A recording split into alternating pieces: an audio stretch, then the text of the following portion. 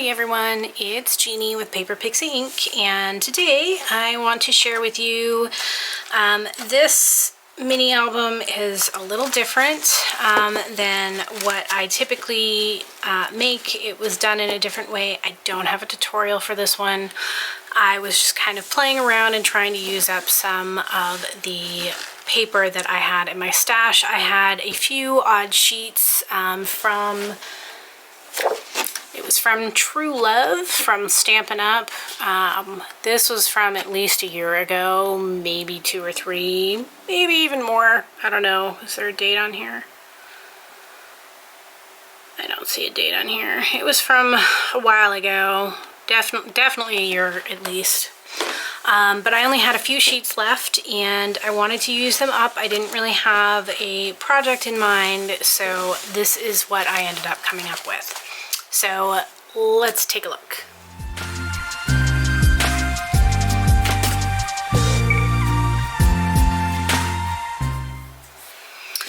So the first thing that I did was I kind of went through and I made a whole bunch of flowers and die cut a bunch of like leaves and different pieces that I thought I would use throughout the album. So these flowers were all actually made using, this is from Tim Holtz. It's a Sizzix Bigs die. I'm fairly certain they don't have it anymore, but they might, I don't know.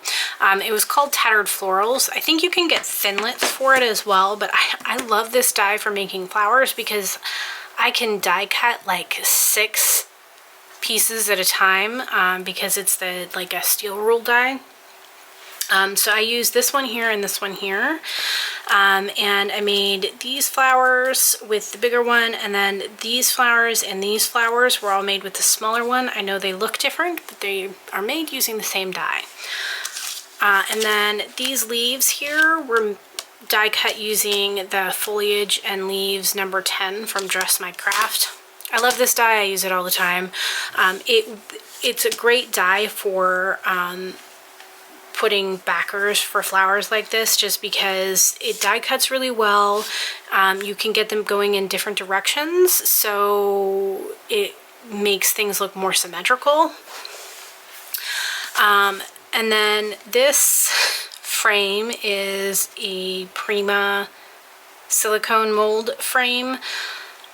I use resin in them and then I paint it. I think it works wonderfully. And then these here are actually from Stampin' Up. It's not available anymore, but it's the Forever and Always stamp set and the Always matching dies that allow me to die cut these pieces out. So love how that turned out.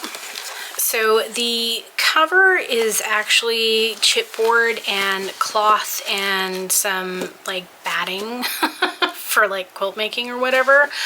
I just quickly covered it with some plain black broadcloth. And then the spine isn't actually really a spine, it's just the cloth.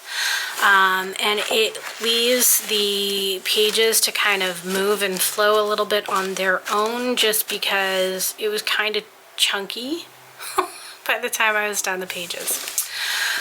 The back is just plain, as is the spine. So it's fairly simplistic. It just looks a little bit more detailed. These pieces here are actually some lace that I usually use to cover like my spine and the front bit of my cover. But I just cut it down into smaller pieces and use them for accents. And then these are just held closed with this ribbon, and you have all of this space for photos. So each one of the pages that are like this have enough space for 5 photos. And they're just held closed by a bow. And then we have some more of the flowers that I made. These are just cut out. These are cut out from, from the Garden Greens from Tim Holtz.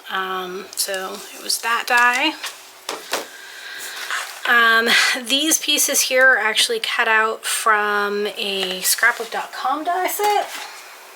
So this is the Sprigs die set, and it's just this. I just cut them up into pieces and used various pieces throughout. And then this is just an envelope.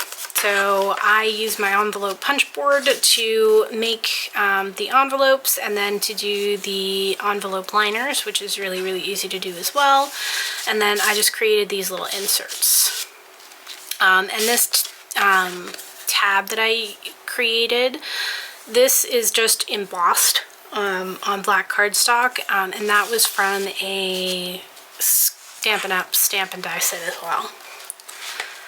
So when you open up the next page, you just have these. So again, just 5 and 5. So there's enough space just between these two pages for 10 photos.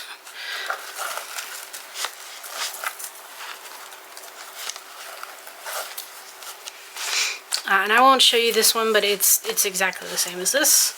And then we have another one of the envelopes. So again, you could journal and put a photo. And this one opens this way.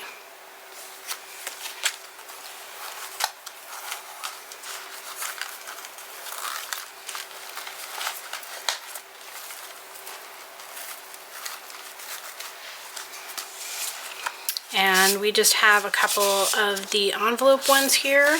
And these envelopes are big enough that you could tuck additional photo mats inside these if you wanted to. This one is obviously geared towards Valentine's Day, which is why I'm sharing it with you guys today. I really like how it turned out. For something that I was just creating to use up like this pattern paper mostly, I was also able to use a lot of other scrap pieces to do the little cutouts, as well as like these pieces here. They're not really big enough to be able to, you know, die cut anything, but they're great for just accenting the in-between spaces of your pages.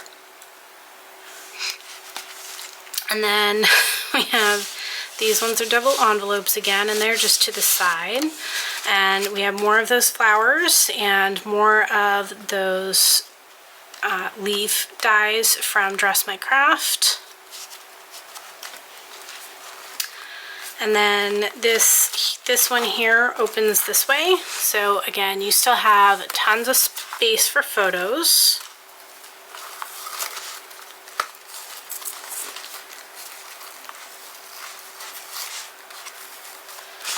And then this last envelope one here as well.